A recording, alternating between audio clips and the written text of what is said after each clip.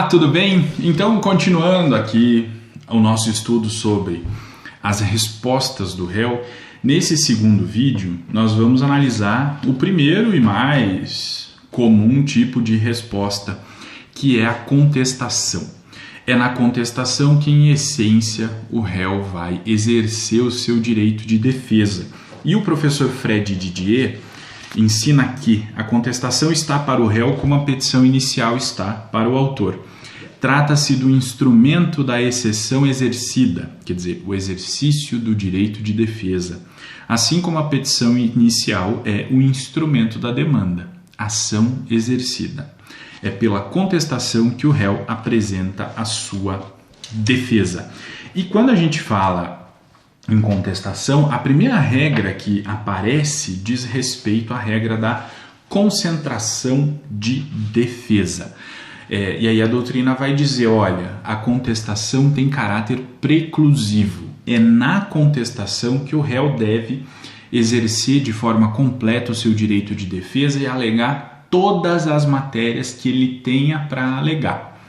Então, ele tem que concentrar na contestação toda a defesa que ele tiver, ainda que haja incongruência entre uma alegação e outra, que elas não sejam, que elas sejam conflitantes. Como, por exemplo, imaginemos que o réu verifique que a petição inicial é inepta. Quer dizer, o processo teria, se fosse acolhida essa defesa processual, o processo teria que ser extinto sem análise do mérito, porque afinal de contas ele está dizendo que a petição inicial é inepta. Mas logo em seguida, depois que ele formula essa defesa processual, ele vai formular também a defesa de mérito e vai negar os fatos alegados pelo autor. Porque ele precisa, a oportunidade que ele tem para apresentar sua defesa é ali, na contestação. Então ele vai concentrar todas as suas defesas naquele ato processual, porque não vai haver uma outra oportunidade para ele apresentar a sua defesa posteriormente. Então ele alega a inépcia da inicial e, caso o juiz entenda que a petição inicial não é inepta, que ela é apta e o processo vai seguir, ele já apresenta naquele mesmo ato as suas defesas de mérito. Aí, eventualmente, se você vai ler uma contestação pela primeira vez, você vai olhar e vai pensar assim, puxa vida, mas aqui essas duas defesas, ou mais de duas defesas, elas são incongruentes. Porque primeiro ele alega uma coisa, vamos pensar em defesa de mérito, vamos resgatar o exemplo da aula anterior, que fala da indenização por dano moral. Ele diz, não, eu não pratiquei o ato que causou aquele dano. Aí logo em seguida ele, em tese, reconhece que se o juiz entender que aquele fato aconteceu, que houve xingamento, que foi ele que xingou, aí ele vai impugnar o valor da indenização. Vai dizer, não, o valor pretendido, R$50 mil é muito alto, os tribunais têm fixado em R$20 mil em casos semelhantes. No exemplo aqui, Você pensa assim, poxa, primeiro ele diz que ele não xingou, daí depois ele admite que xingou? Ele não está confessando? Não, ele não está confessando, ele está exercendo de forma completa o seu direito de defesa, porque é naquele momento a ocasião que ele tem para concentrar todas as suas defesas, porque o juiz não vai abrir uma outra oportunidade para ele posteriormente. O juiz não vai primeiro, não, foi o réu que fez o xingamento contra o autor. Agora, réu, vem aqui e fale sobre o valor da indenização. Não, não é isso que acontece no processo, porque senão o processo jamais acabaria. Então, ele precisa concentrar tudo isso na contestação. Toda a sua matéria de defesa é concentrada na contestação. E aí, como essa é a regra geral, concentração de defesa. As exceções estão previstas no artigo 342 do CPC. Acompanha comigo lá. Depois da contestação, só é lícito ao réu deduzir novas alegações quando? E veja a redação aqui. Só é lícito. Nas outras hipóteses não é lícito, quer dizer, não é permitido que o réu formule novas alegações. Então, só quando que ele pode formular novas alegações? Quando elas forem relativas a direito ou a fato superveniente. Porque aí, obviamente, se o direito surgiu depois, se o fato aconteceu depois da contestação, não tinha como ele se manifestar sobre esse fato ou esse direito na contestação, porque ele não tem esse dom da premonição, né? Não é um réu mandiná aqui. Inciso 2. Quando competia ao juiz conhecer delas de ofício, quer dizer, as matérias de ordem pública, as nulidades absolutas, por exemplo, falta de condições da ação, falta de pressupostos processuais. Se o réu não alegar isso na contestação, ele pode alegar posteriormente? Pode. E por que ele pode? Porque mesmo que ele não alegue, o juiz, se verificasse aquele problema, aquele defeito, poderia conhecer aquela matéria de ofício.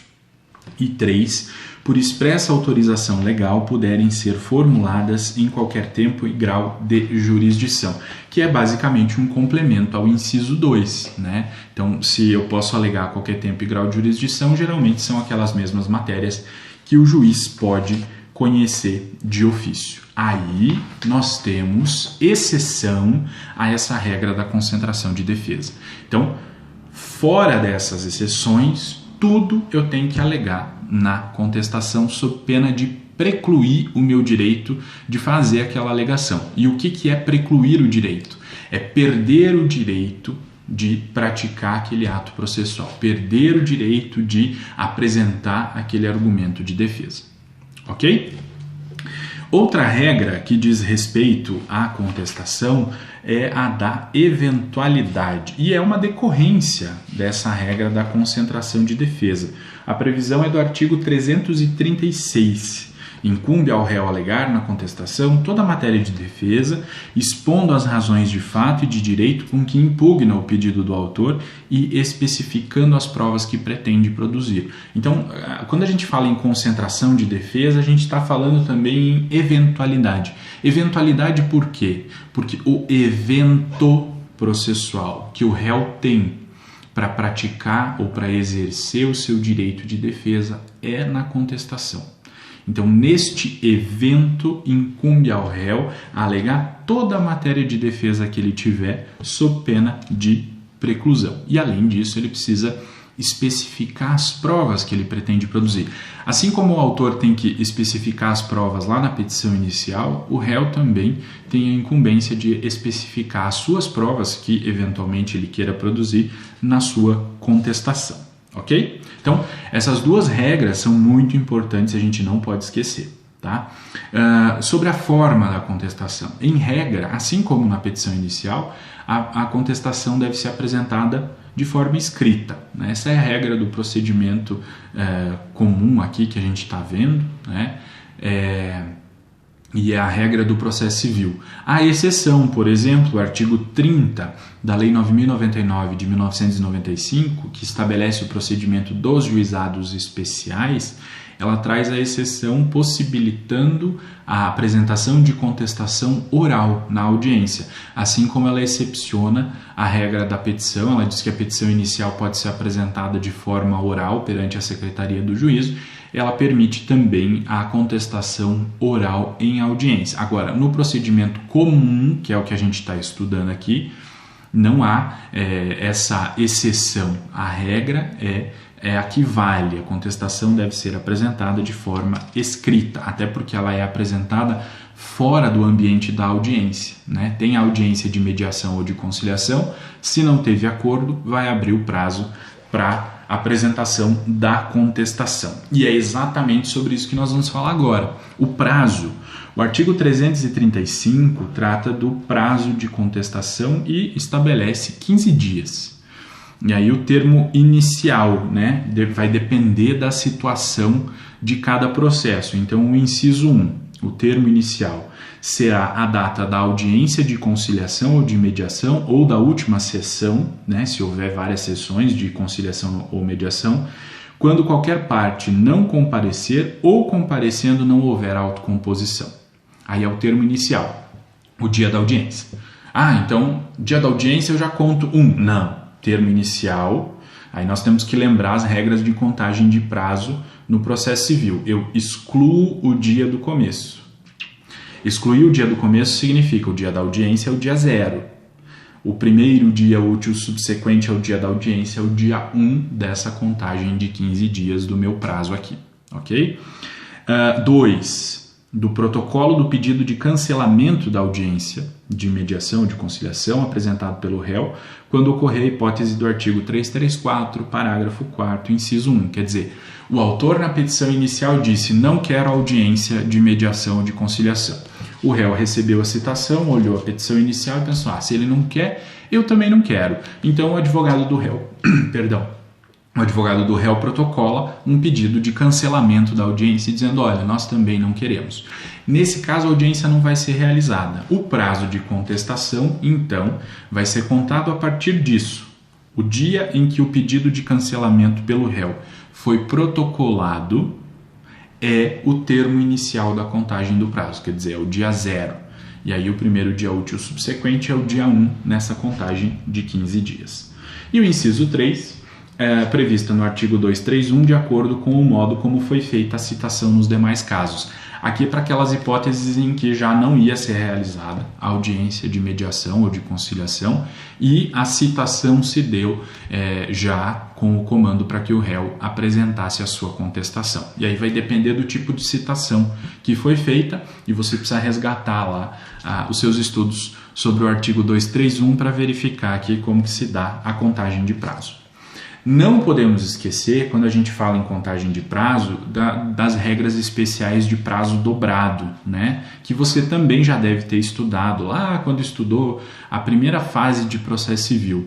Então, o artigo 180 do CPC, por exemplo, estabelece prazo dobrado para o Ministério Público.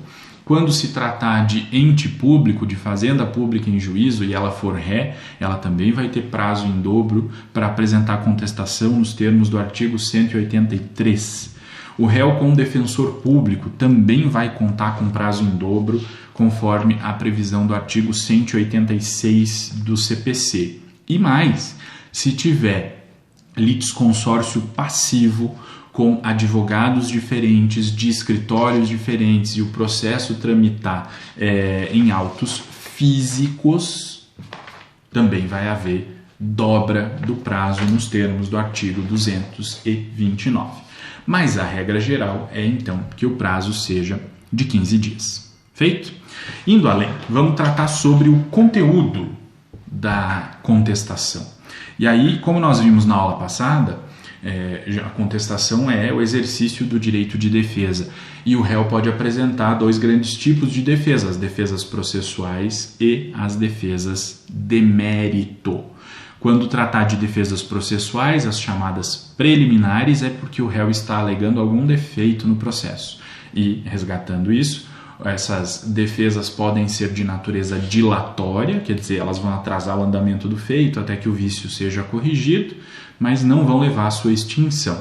Ou podem ser defesas processuais peremptórias. Aí, se essa defesa for acolhida, o processo vai ser extinto sem análise do mérito. Aí você pensa assim, mas que tipo de defesa que é essa tal de defesa processual? E o artigo 337 do CPC vai estabelecer lá o rol das defesas preliminares e diz: incumbe ao réu antes de discutir o mérito. Por isso que a gente chama de preliminares, porque elas vêm antes, tá? Alegar inexistência ou nulidade de citação, incompetência absoluta e relativa, incorreção do valor da causa, inépcia da petição inicial, perempção, litispendência, coisa julgada, conexão, incapacidade da parte, defeito de representação ou falta de autorização, convenção de arbitragem, ausência de legitimidade ou de interesse processual, que são as condições da ação, falta de caução ou de outra prestação que a lei exige como preliminar e indevida concessão do benefício da justiça gratuita. Essas são as chamadas defesas preliminares. E eu te aconselho a ler com atenção esse artigo todo e já te aconselho a fazer um exercício aqui. Colocando ao lado de cada uma dessas preliminares o que é dilatória e o que é peremptória, para saber se você conseguiu entender a diferenciação entre uma e outra. Quer dizer, qual é aquela que vai simplesmente atrasar o andamento do processo, cujo vício pode ser corrigido, e qual aquela que vai levar à extinção do processo sem análise do mérito. Ou qual aquela que pode ser tanto uma como outra, a depender de como as coisas se desenrolarem naquela relação jurídica processual. Feito? Tem duas disposições bastante interessantes logo em seguida, o artigo 338 e o 339, que continuam tratando sobre defesas processuais, porque tratam da alegação pelo réu da sua ilegitimidade. Quer dizer, quando o réu diz, olha, não era eu que deveria figurar no polo passivo dessa demanda, como que ele deve se comportar? Né? Porque aí é uma alegação importante. Se o juiz reconhece que o réu é parte ilegítima, ele vai reconhecer carência de ação, né? Porque falta uma condição da ação. E aí nós vamos verificar aqui nesses dois artigos como que deve se proceder. Então, artigo 338. Alegando o réu na contestação ser parte ilegítima ou não ser o responsável pelo prejuízo invocado pelo autor, o juiz facultará ao autor em 15 dias a alteração da petição inicial para substituição do réu. Veja, então o réu alega esse vício, o juiz tem que dar ao autor a oportunidade de verificar se ele concorda com aquela alegação, porque o autor aqui corre um risco, né? O réu disse, olha, não sou eu o legitimado passivo. Você tem certeza mesmo que você quer continuar com o processo contra mim? E aí o autor vai ter que responder a esse questionamento. E a lei dá ao autor a possibilidade de ele concordar com a saída do réu e a entrada de uma outra pessoa naquele processo no polo passivo. Aqui ele fala a alteração da petição inicial para substituição do réu. Não se trata tecnicamente de substituição do réu, e sim de sucessão, porque está saindo uma pessoa e entrando outra no seu lugar. Não se trata daquela figura de substituição processual. Tá? Então, muito embora ele use o termo substituição, não é a substituição processual, é, na verdade, sucessão processual. Aí, o parágrafo único. Realizada a substituição, que a gente sabe que é sucessão, o autor reembolsará as despesas e pagará os honorários ao procurador do réu excluído, que serão fixados entre 3% e 5% do valor da causa, ou, se o valor da causa for irrisório, muito baixo, nos termos do artigo 85, parágrafo 8º. Mesmo assim, o autor vai suportar uma sucumbência, né?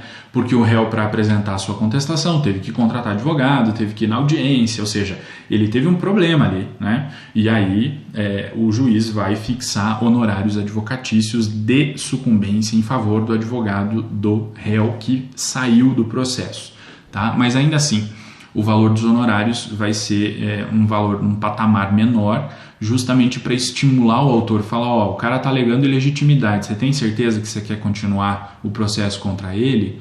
Aí o autor pensa bem e diz, é verdade, eu acho que o cara é ilegítimo, tem outra pessoa, vou colocar essa outra pessoa no polo passivo. Ok? Então ele concorda com a saída daquele réu originário e vai suportar uma sucumbência menor com relação a ele e o processo vai seguir.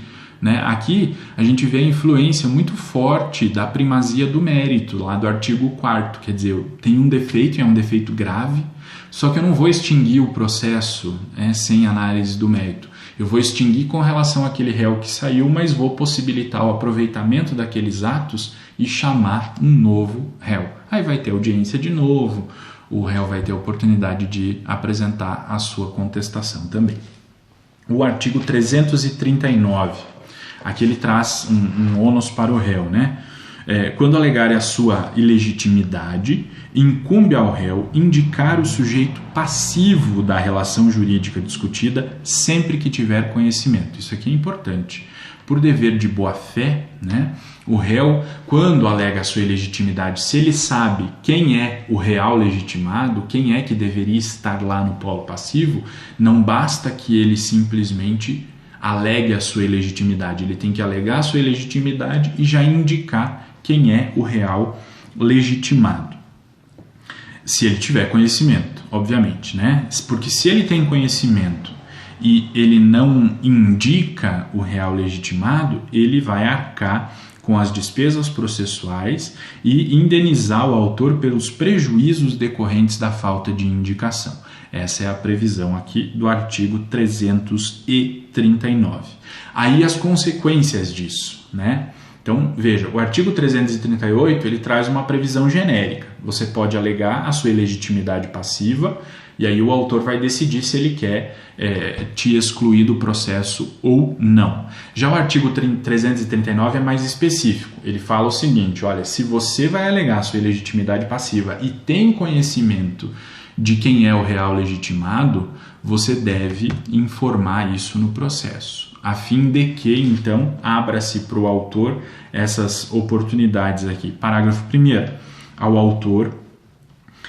O autor, ao aceitar a indicação, procederá no prazo de 15 dias à alteração da petição inicial para substituição do réu, observando-se ainda o parágrafo único do artigo 338. Então, a primeira possibilidade que se abre para o autor é: concordo com o réu, então este réu originário sai e entra outro no seu lugar. E aí o autor vai pagar os honorários de sucumbência para aquele advogado do réu que saiu. Ok. No parágrafo 2º, a previsão é que no prazo de 15 dias, o autor pode optar por alterar a petição inicial para incluir como litisconsorte passivo o sujeito indicado pelo réu. Então aqui nós temos 3 opções para o autor diante de um pedido de ilegitimidade passiva do réu. O primeiro é concordar com a saída daquele réu e a entrada de outro em seu lugar. O segundo é essa previsão aqui do parágrafo 2º, o autor olhar e pensar assim, não, peraí, mas eu tenho dúvida, eu não sei se de fato esta outra pessoa que o réu está indicando é a real legitimada. Então eu ainda estou em dúvida entre esses dois aqui, mas já que ele indicou, para abreviar a discussão, vou aceitar a entrada desse segundo e eles vão formar um litisconsórcio passivo. Quer dizer, eu mantenho o réu originário e incluo mais outro réu naquela relação jurídica processual e daí deixo o processo correr e a gente vê ao final qual dos dois é o responsável, ok? Se é que há responsabilidade de algum dos dois. Aqui, obviamente, que aumenta o risco do autor, né? Mas é um risco que o autor tem o direito de correr. E a terceira hipótese que se abre aqui para o autor é o autor não concordar com aquela alegação do réu e dizer assim, não, você é o real legitimado sim, eu não concordo com a sua saída, não concordo com a entrada de ninguém, vai ficar você. Aí o autor assume esse risco também, né, de manter aquele réu originário e aí no final o juiz pode considerar que de fato ele era a parte ilegítima. Aí o autor não vai pagar só os honorários aqui de 3 a 5% do valor da causa previsto no parágrafo único do artigo 338. Aí vai incidir a regra geral lá do artigo 85, porque ele vai suportar uma sucumbência total, ok? Então, aqui especificamente esses dois dispositivos é importante, principalmente para quem está estudando para exame de ordem, porque já em vários exames, em várias questões, caiu a respeito dessa previsão aqui dos artigos 338 e 339 do CPC. E, além dessas defesas processuais, vai poder, então, também o réu alegar defesas de mérito, né, que a gente já viu na aula passada, que são defesas que dizem respeito ao direito material. Vai falar sobre fatos, sobre provas, sobre teses jurídicas, apresentando, então, as suas defesas de mérito com relação ao direito material. E, para finalizar, 2 outras regras que regem a contestação. O artigo 341 fala do ônus da impugnação específica, para dizer, incumbe também ao réu manifestar-se precisamente sobre as alegações de fato constantes da petição inicial, presumindo-se verdadeiras as não impugnadas. Esta é a regra geral do ônus da impugnação específica. Eu tenho que impugnar todos os fatos. Por isso que é importante para o réu, para o advogado do réu, fazer uma leitura atenta da petição inicial, né, e listar todos os fatos que foram alegados para impugnar um a um na sua contestação, se essa for a sua vontade, não deixar escapar nenhum fato.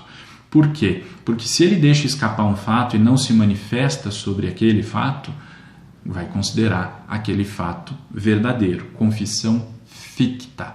Então ele não falou sobre, mas como ele não se opôs àquele fato e o momento que ele tinha era o momento da contestação, significa então que aquele fato vai ser considerado verdadeiro. A não ser que, aí os incisos do parágrafo 341, não for admissível a seu respeito à confissão, né? Então, se eu não posso confessar expressamente, eu também não posso confessar de forma ficta a respeito de determinados fatos, né? Que digam respeito, por exemplo, a direitos indisponíveis. 2. A petição inicial não estiver acompanhada de instrumento que a lei considerar da substância do ato. E aqui, por exemplo, quando está discutindo a propriedade de um imóvel, propriedade de imóvel você comprova, e a exigência da lei é essa, né, por meio do registro no respectivo cartório de imóveis, né? Ainda que haja que o réu não tenha se manifestado sobre aquilo, se o autor não juntou na sua petição inicial, não consta dos autos, instrumento público que demonstre a propriedade daquele imóvel, não vai se considerar a confissão ficta do réu nesse caso. Quando estiverem em contradição com a defesa considerada em seu conjunto. Eu esqueci de me manifestar especificamente sobre um fato. Mas se o juiz lê a minha contestação como um todo, ele vai perceber que nessa interpretação contextual eu estou impugnando aquele fato, embora eu não tenha feito a impugnação específica. Tá? Parágrafo único. O ônus da impugnação especificada dos fatos não se aplica ao defensor público, ao advogado dativo e ao curador especial. Então, o defensor público, o advogado dativo e o curador especial podem apresentar o que a gente chama de contestação por negativa geral. Eles não têm o ônus de fazer impugnação especificada. Eles fazem uma contestação simples, negando todos os fatos. Apenas para dizer o seguinte, olha, nego todos os fatos alegados pelo autor. O ônus da prova ainda fica com o autor e incumbe a ele demonstrar os fatos que ele alegou. E por fim, né, o artigo 342, que a gente até já viu quando tratou da concentração de defesa, né, quando trata daquelas novas alegações. Então, em regra, não posso fazer novas alegações, a não ser nas hipóteses dos incisos, dos 3 incisos do artigo 342, que vão possibilitar o que a gente chama de aditamento da contestação, ok? E o aditamento da contestação é uma exceção à regra geral da concentração de defesa. E com isso, a gente encerra a nossa aula sobre contestação. Nos vemos na próxima.